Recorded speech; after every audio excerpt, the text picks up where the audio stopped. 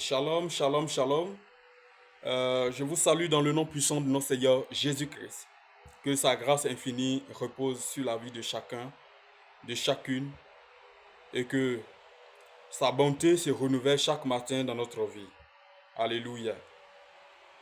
Ce matin, je suis là pour juste vous apporter une exhortation. Euh, D'abord, je me présente, je suis votre serviteur, Tété Jean-Michel, pasteur. Je vais juste vous apporter juste une exhortation. Voilà. Donc, soyez à l'écoute et soyons attentifs à la parole de Dieu. Disons dans le livre de Psaume chapitre 1, à partir du verset 1er jusqu'au verset, jusqu'au verset 4. Et donc, je lis. Heureux l'homme qui ne marche pas selon le conseil des méchants, qui ne s'arrête pas sur la voie des pécheurs, et qui ne s'assied pas en compagnie des moqueurs, mais qui trouve son plaisir dans la loi de l'Éternel et qui la médite jour et nuit. Le verset 3. Il est comme un arbre planté près d'un courant d'eau qui donne son fruit en sa saison et dont le feuillage ne se flétrit point. Tout ce qu'il fait lui réussit. Il n'en est pas ainsi des méchants. Ils sont comme la paille que le vent dissipe. Le verset 5. C'est pourquoi les méchants ne résistent pas au jour du jugement, ni les pécheurs dans l'assemblée des justes. Car l'Éternel connaît la voie des justes et la voie des pécheurs mène à la ruine.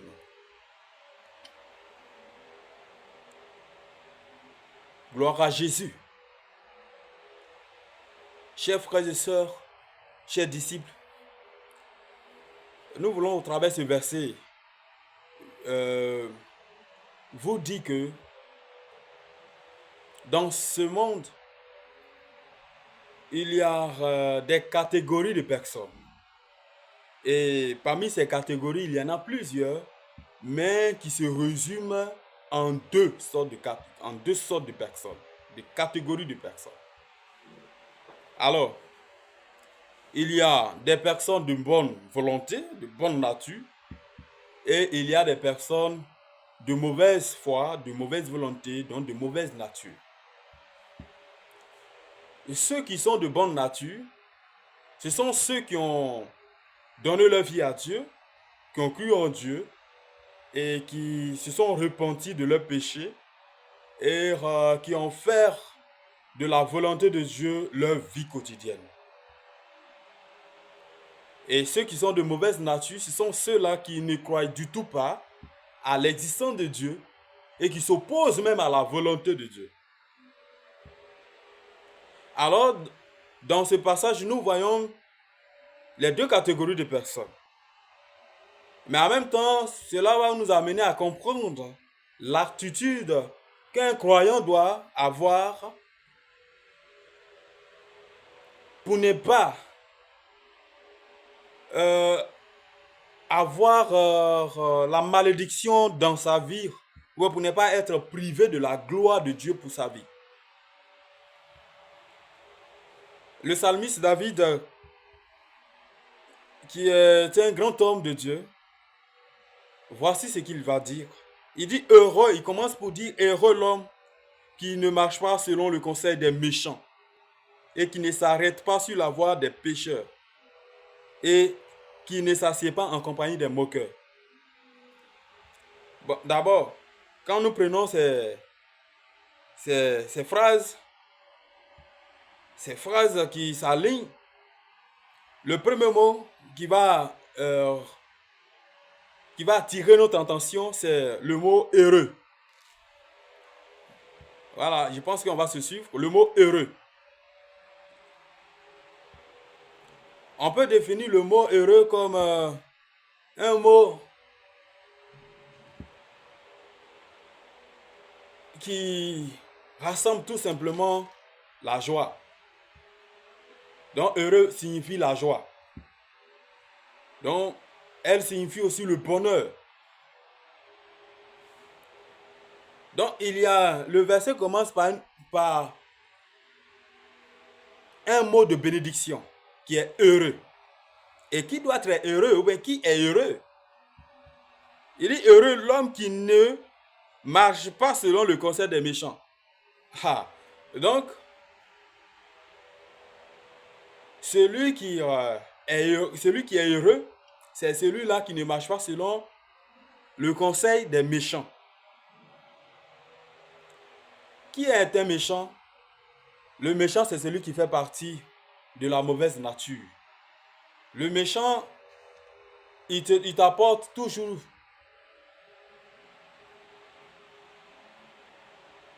de mauvais conseils. Le méchant t'apporte toujours des problèmes. C'est-à-dire, le méchant va toujours faire pour que tu sois dans des problèmes. Pour que tu ne sois jamais en paix avec les autres. Il peut te conduire à te palabrer. Voilà, si on peut le dire. Il peut te conduire à être palabreux, à ne pas pardonner. Il peut te conduire à toujours faire le mal. C'est ça le méchant. Le méchant ne conseille jamais, ne donne jamais de bons conseils. Le méchant donne des conseils qui apportent toujours la guerre, des conflits, des mésententes, des divisions dans la vie d'un individu, de son semblable. Donc il dit, heureux l'homme qui ne marche pas selon le conseil des méchants. Frères, sœurs, il est de notre devoir ce matin, il est de notre devoir en tant qu'enfant de Dieu, de ne pas marcher selon le conseil des méchants.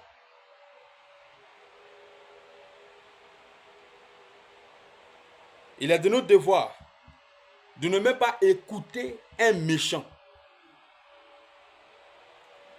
Pourquoi? Parce que tout ce que le méchant va te dire, ou bien va te donner comme conseil, cela ne te fera point, ou bien cela ne te fera pas de bien. Cela va finir par te conduire dans le mal. Donc Dieu, dans son incomparable amour, va utiliser son serviteur David pour nous conseiller. Vous voyez, la Bible est remplie de conseils.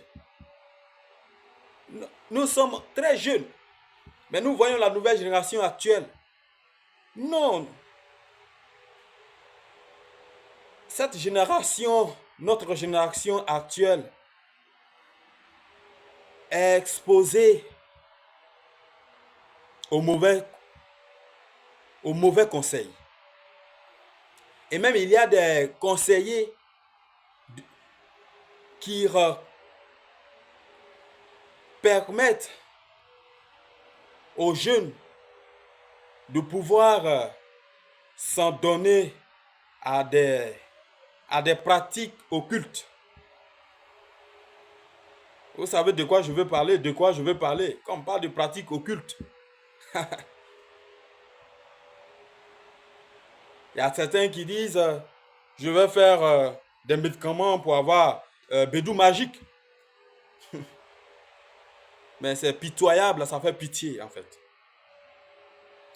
C'est pas aussi de leur faute parce que l'ennemi est tellement ruse, il est tellement rusé que dans sa subtilité, il essaie de détourner pas mal de personnes dans son royaume. Mais gloire soit rendue à Dieu parce que il nous a donné sa parole. Vous voyez, c'est la Bible qui est là. Il nous a donné sa parole. La Bible, la Sainte Bible.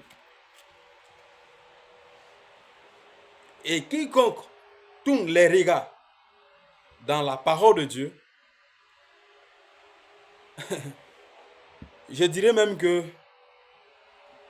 il sera tellement orienté dans la vie que personne ne pourra le détourner. Donc, d'abord, les bénéfices de celui qui ne suit pas, ou même qui ne marche pas selon le conseil des méchants. L'un des bénéfices, c'est qu'il est joyeux, il est heureux. Ça, on peut acclamer le Seigneur, on peut acclamer la parole de Dieu. Il est heureux. Donc, quiconque ne suit pas le conseil des méchants, il a la joie, il a la paix, il est heureux dans sa vie. Donc, il est béni.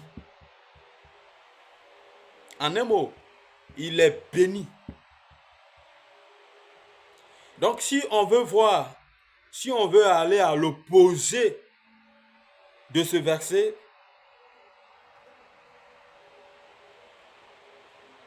on dira malheureux. Malheureux à celui qui marche selon le conseil des méchants. Donc c'est pas moi qui le dis, mais c'est la Bible qui le dit, tu es maudit.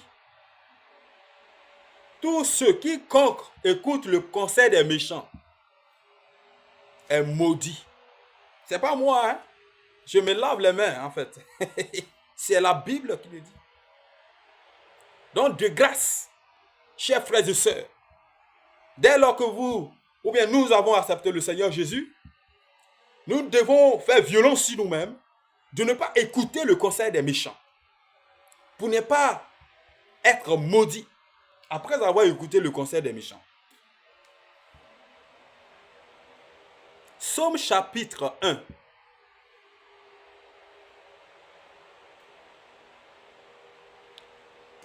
Deuxièmement, c'est que le psalmiste nous interpelle ou nous révèle que nous ne devons pas nous arrêter sur la voie des pécheurs. C'est-à-dire quoi? Être en compagnie avec des pécheurs. Être sur la voie des pécheurs.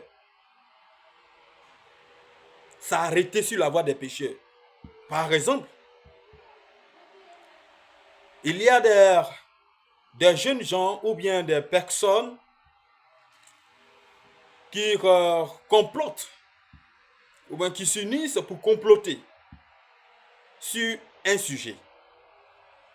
Par exemple, le vol. Donc, ils vont aller voler. Donc, ils font un complot pour préparer le terrain et fixer un objectif, avoir un objectif, un but, et ils finiront par atteindre ce but par leur complot. Et toi qui es enfant de Dieu, tu prends tes clics-clacs, tu prends tes deux pieds, tout ton corps, tout ton être entier, et tu vas t'arrêter, le sachant bien, tu vas t'arrêter sur les lieux de repère, les points de repère. Et là, tu allais t'arrêter sur la voie des pécheurs. Tu allais t'arrêter sur la voie des pécheurs. Ou soit, deuxième exemple, il y a des gens qui, à chaque fois, ils sont même des intellectuels. Et quand ils prennent leur salaire, ou bien après avoir travaillé, et qu'à la fin de leur travail, ils recueillent du fruit, ils prennent ces bénéfices-là, et ils se regroupent, ils s'unissent pour aller dans les maquis, pour aller dans les bistrots, pour boire de l'alcool. Et toi, enfant de Dieu, Souvent même un pasteur, missionnaire que tu es, évangéliste que tu es, prophète que tu es, disciple de Jésus que tu es, tu vas parmi ces gens-là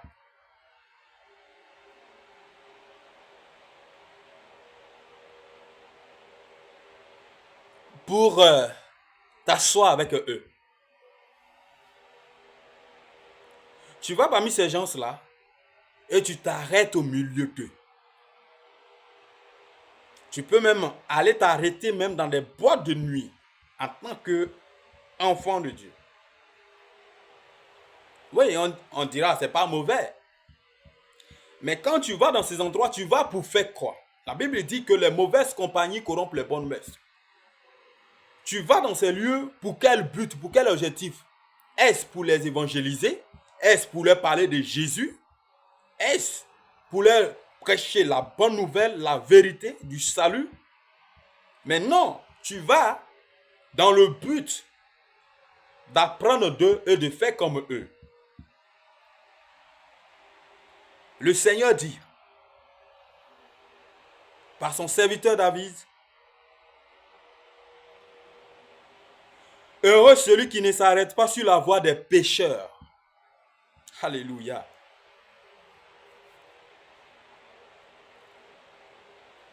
Donc, il faut toujours voir le contraire.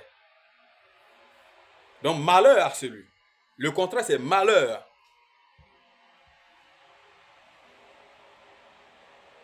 Troisièmement, et qui ne s'assied pas en compagnie des moqueurs. Il y a des gens, je vous assure, ils sont même à la chair, ils prêchent matin, midi, soir. Mais, quand je les vois au dehors, quand ils vont voir un paralytique, au lieu d'avoir compassion de ce dernier ou bien de cette dernière, ils vont se mettre à se moquer d'elle. Et malheur même pour cette dernière, si elle vient même à côté de lui, là c'est fini. Non seulement il va la calomnier, il va la sous-estimer et elle sera rejetée. Notre Seigneur Jésus-Christ n'était pas comme ça. C'est lui notre modèle parfait. Quand il voit un paralytique, un lépreux, un aveugle, la Bible dit qu'il prit compassion. Il prit compassion d'eux. Et lui-même, souvent, il va à leur rencontre pour leur imposer les mains afin qu'ils reçoivent la guérison. Mais nous, ce n'est pas ça. On se moque de nos frères et sœurs, des hommes qui sont égaux à nous. Si on dit égaux, bon là, qui sont même chose que nous. Notre semblable, on se moque. On se moque, on se moque. Souvent, on a vu nos frères qui est tombé. La Bible dit que 7 fois, le juste tombe. Et 7 fois, il se relèvera. Le juste peut tomber, mais le juste peut se relever. Mais à partir du moment que on ne considère plus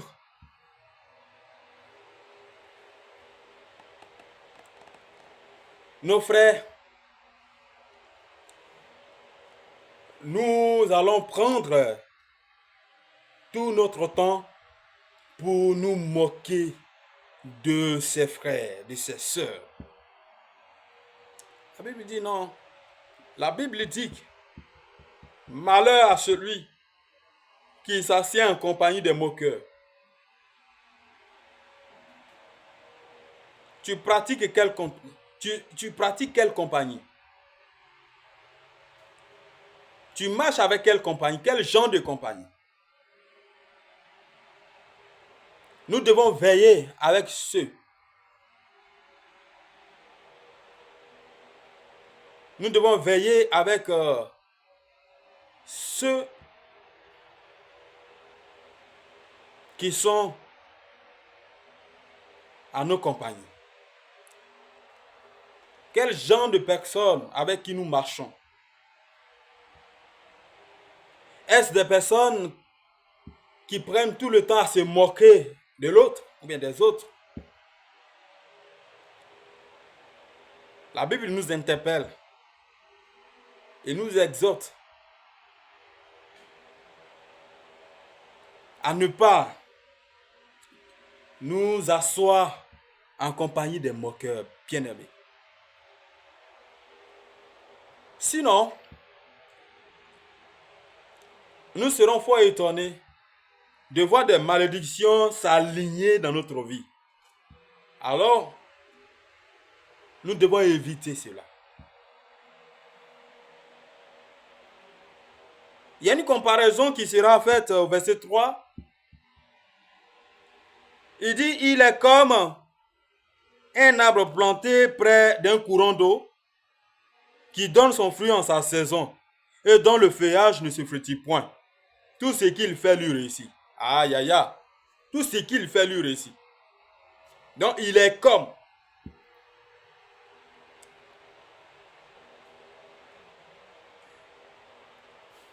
C'est une comparaison.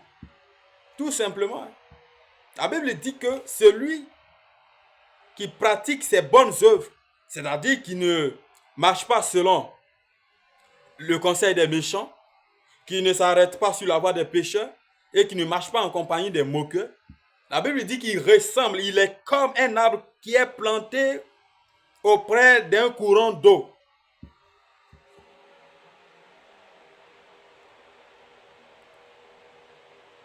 Et qui donne son fruit en sa saison et dont le feuillage ne se flétrit point.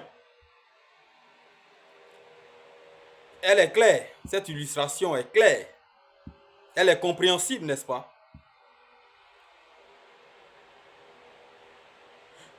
Si tu arrives à appliquer cela à ta vie, tu seras comme cette table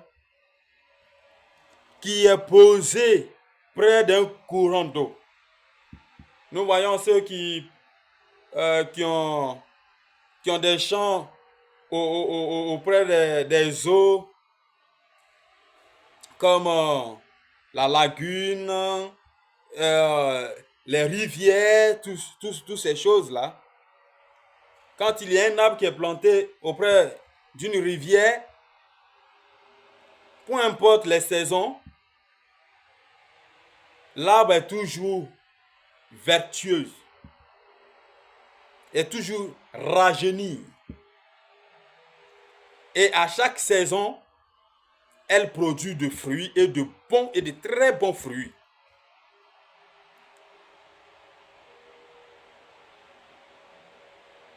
Malgré les difficultés, mais elle produira de bons fruits.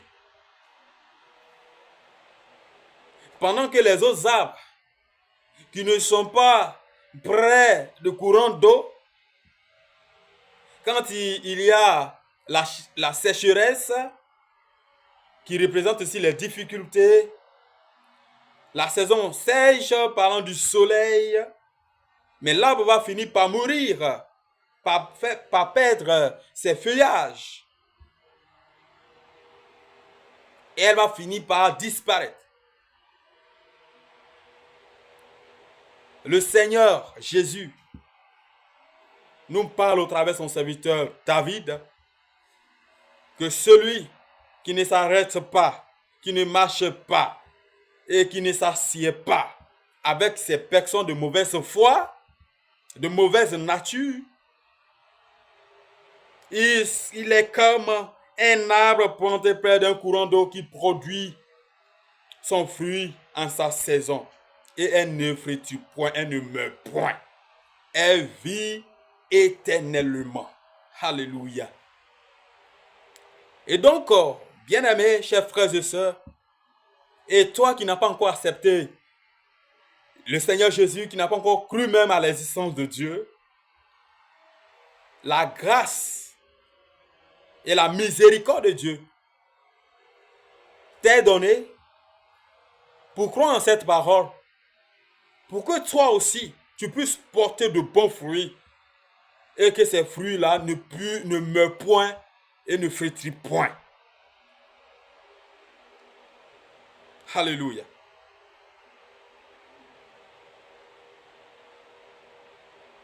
Il dit, il n'en est point pour, verset 4, il n'en est point ainsi pour les méchants.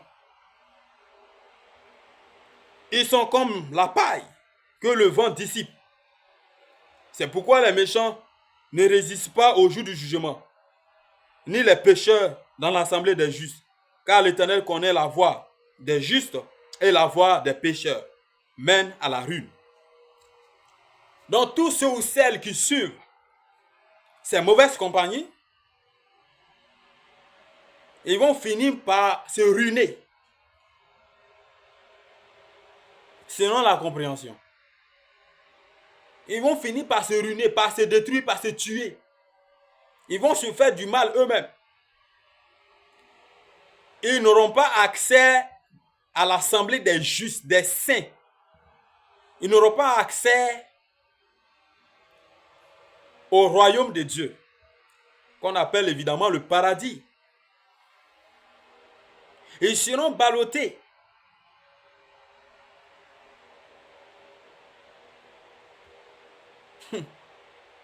Vous voyez, quand une feuille se détache d'un arbre, elle devient sèche. Elle perd sa saveur, elle perd son énergie et elle devient sèche. Et quand le vent vient là, le vent la balance. Le vent la balance. Donc elle est dirigée par le vent. Elle est conduite par la direction du vent. En fonction de la direction du vent. C'est comme ça, toi l'homme, tu seras. Et bien évidemment, parce que tu n'as pas de solide fondement, tu n'as pas de solide fondement dans ta croyance. Tu ne crois du tout pas. Et même si tu crois, tu ne marches pas en fonction de ta croyance ou bien de la croyance que Dieu a mis à ta disposition. Tu ne marches pas en respectant les règles de Dieu. Vous voyez porter de fruits quand nous remontons. Lorsqu'il dit, il est comme un arbre planté près d'un courant d'eau qui donne son fruit en sa saison et dont le feuillage ne se flétrit point, tout ce qu'il fait lui réussit. Donc, il donne son fruit en sa saison. Ce sont des bons fruits. Ce n'est pas les mauvais fruits. C'est les bons fruits.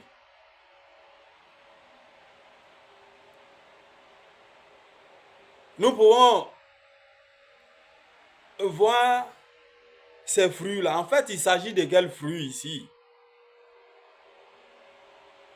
En tant qu'enfant de Dieu, il s'agit de quels fruits?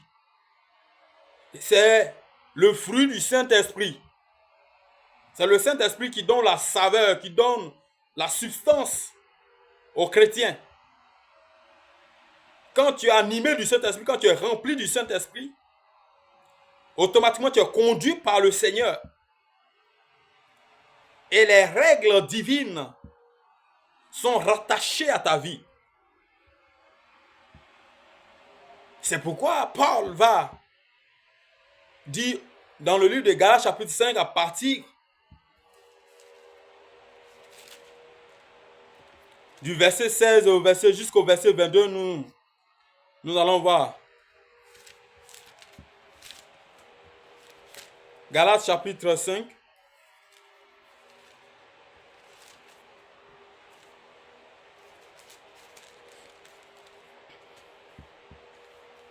Galates chapitre 5, à partir du verset 16.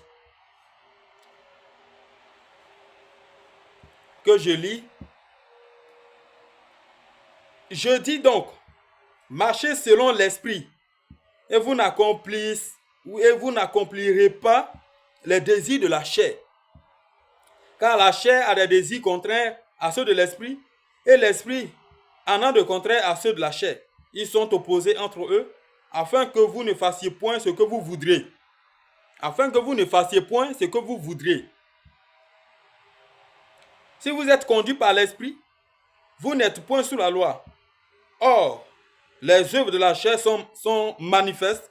Ce sont l'impudicité, l'impureté, la dissolution, l'idolâtrie, la magie, les inimitiés, les querelles, les jalousies, les animosités, les disputes, les divisions, les sectes, l'envie, l'ivrognerie, les excès de table et les choses semblables.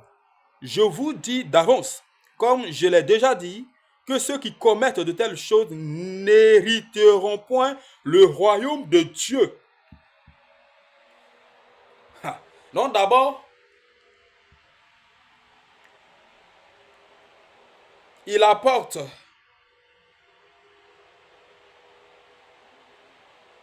une exhortation et il donne un ordre. Le verset 16, c'est un ordre qui est dit là-bas. Il dit, je dis donc, marchez selon l'esprit et vous n'accomplirez pas les désirs de la chair. Les désirs de la chair ici, comprenons que ce sont des œuvres mortes. C'est-à-dire notre chair là, elle adopte une nature pécheresse. Et donc dans la chair, il y a tout ce qui est péché dedans. Et Paul va dire de ne pas marcher selon la nature de la chair. Et il va énumérer. Il va expliquer, il va dire que la nature de la chair est opposée à celle de l'esprit. Donc il dit marchez selon l'esprit et vous n'accomplirez pas la nature de la chair. Donc pour tout enfant de Dieu qui doit porter de bons fruits, comme de l'arbre, doit marcher par l'esprit. Pour ne pas produire de mauvais fruits.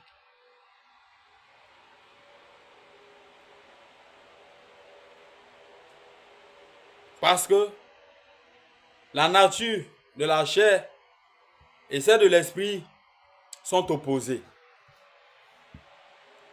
Lorsque nous étions encore dans le monde, nous étions encore païens, nous vivions par la chair. Mais maintenant que nous avons changé de camp de position, nous avons changé de position, nous avons donné notre vie à Jésus. Jésus nous a transformés. Il nous a transportés en nous enlevant dans le royaume des ténèbres pour nous envoyer dans le royaume de lumière. Alléluia. Et donc, nous possédions automatiquement le Saint-Esprit en nous. Donc, il n'est pas évident de voir un enfant de Dieu vivre encore dans les œuvres de la chair. Quelles sont les œuvres de la chair? Les œuvres de la chair sont évidentes. Alors, il va dire, si vous êtes conduit par l'esprit, vous n'êtes point sous la loi. Or, les œuvres de la chair sont manifestes. Ce sont l'impudicité, l'impureté, la dissolution, l'idolâtrie, la magie, les inimitiés, les querelles, les jalousies, les animosités, les disputes, les divisions, l'envie, l'ivrognerie, les excès de table et les choses semblables. Ça, ce sont les œuvres de la chair.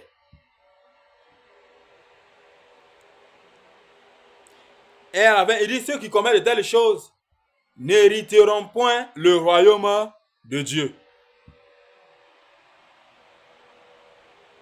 Maintenant, nous venons au verset 22 pour voir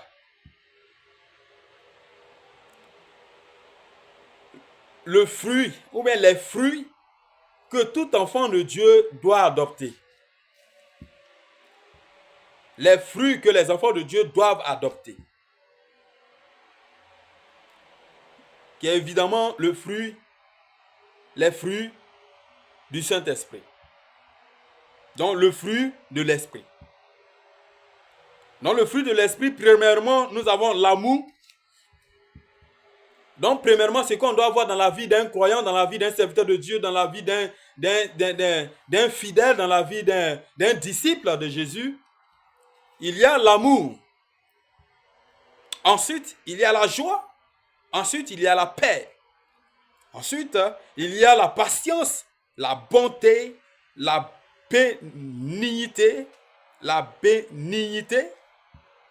fidélité, la douceur, la tempérance. Et au verset 23, il dira, la loi n'est pas contre ces choses. La loi n'est pas contre ces choses. Donc tous ceux qui pratiquent le fruit, ou bien qui manifestent le fruit du Saint-Esprit, qui est l'amour, qui est la joie, qui est la paix, la patience, la bonté, la bénignité, la fidélité, la douceur, la tempérance. La loi n'est pas contre ces choses. Au contraire, quand tu pratiques le fruit du Saint-Esprit, je t'assure, mon frère et ma soeur, je vous assure, mes bien-aimés, le monde se réjouira, ou bien se réjouira de nous. C'est pourquoi Jésus va dire que nous sommes le sel de la terre. Nous sommes la lumière du monde. Vous voyez, c'est grâce aux enfants de Dieu que le monde a son sens d'existence.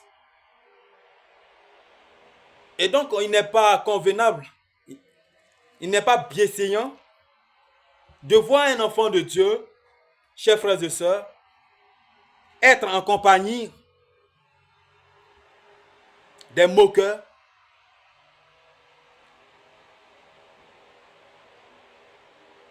il n'est pas bienséant de voir un enfant de Dieu de marcher selon le conseil des méchants et de s'arrêter sur la voie des pécheurs. Mais ce qui est primordial, ce qui est très important et recommandé, c'est de voir tous les enfants de Dieu se donner à la parole de Dieu. De lire la parole de Dieu. De pratiquer la parole de Dieu. De méditer la parole de Dieu. De trouver son plaisir dans la loi de Dieu, dans les commandements de Dieu, dans les règles de Dieu. Et de faire très attention, là où on pose nos pas, là où on pose nos pas, là où nos regards s'en vont, nous devons faire très attention et veiller là-dessus. Nous devons veiller sur nos cœurs. Nous devons demander la grâce de Dieu afin que il nous aide de veiller sur nos cœurs. Il y a aussi notre conscience qui suit notre intelligence, qui suit nos corps. Nous devons faire très attention. Sinon, au dernier jour, le Seigneur dira, éloignez-vous de moi, vous qui commettez l'iniquité. Car il dira, je ne vous ai point connu. Alléluia. Je ne vous ai point connu. Déjà, il a dit. Il dit, je suis le sceptre. Et vous êtes les sarments, et mon Père est le vigneron. Tout sarment qui veut porter de bons fruits, dans Jean 14, là, dans Jean 15 surtout. Tout sarment qui veut porter de bons fruits doit s'attacher au sceptre. Et donc le sceptre, c'est Jésus. Alléluia. Nous devons nous attacher à Jésus. Et qui dit Jésus dit la parole. Donc Jésus est la parole de Dieu incarné. C'est pourquoi David va faire cette révélation Elle dit, mais qui trouve son plaisir dans la loi de l'Éternel et qui la médite jour et nuit.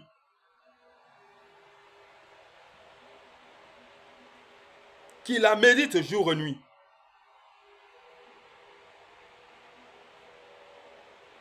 Alléluia. Alléluia. Le verset 2. Il dit, mais qui trouve son plaisir dans la loi de l'Éternel et qui la médite jour et nuit. Alléluia. Nous devons trouver du plaisir dans la loi de Dieu. Nous devons aimer les règles de Dieu et la pratiquer. Mais pour la connaître, pour connaître les règles de Dieu, voici la ligne de conduite. La Bible, la parole de Dieu, la Bible, la Sainte Bible. Il faut la lire pour la connaître. C'est le plus grand secret de tout enfant de Dieu. Un enfant de Dieu qui ne lit pas sa Bible, il sera détruit. Il sera détruit. Alléluia, il sera détruit. Je dis bien, un enfant de Dieu qui ne lit pas la Bible, il sera détruit. Vous me comprenez? Il sera détruit. La Bible, il sera détruit dans la vie. Il sera détruit dans la Bible, dans la vie. Un enfant de Dieu qui ne lit pas la Bible, il sera détruit dans la vie. Tout être humain, tous les êtres humains qui se sont écartés de la vérité de la parole de Dieu, meurent. On a eu plusieurs cas. Meurent. Ils n'ont pas la vie. Vous voyez, ils n'ont pas la vie. Cette Bible, cette sainte Bible, cette Bible, c'est la vie qui est dedans. C'est toute la vie qui est dedans. C'est toute la vie qui est dedans. C'est pourquoi elle est combattue. C'est toute la vie qui est dans ça. Le diable a peur de ça. L'ennemi a peur de ça. La Bible. Le diable a peur de ça. Satan, Lucifer a peur de ça. Vous me comprenez? La Bible. C'est un trésor. Tu ne peux pas comprendre ça. Tu ne peux pas lire ça. Tu ne peux pas comprendre ça. Ce n'est que lire Psaume chapitre 1 du verset 1 au verset 6. Et puis ne pas être orienté dans la vie. Non. C'est impossible. Je vous assure, je dis bien, c'est impossible.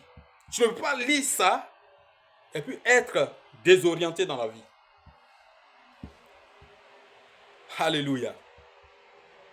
Chers frères et sœurs, c'est une exhortation. Souvent quand je lis dans l'Apocalypse, il est dit là-bas à tout moment vers la fin des chapitres que à celui qui a des oreilles pour entendre ce que disent les Écritures. Et donc, à ceux qui ont des oreilles pour entendre ce que disent la parole de Dieu. Shalom.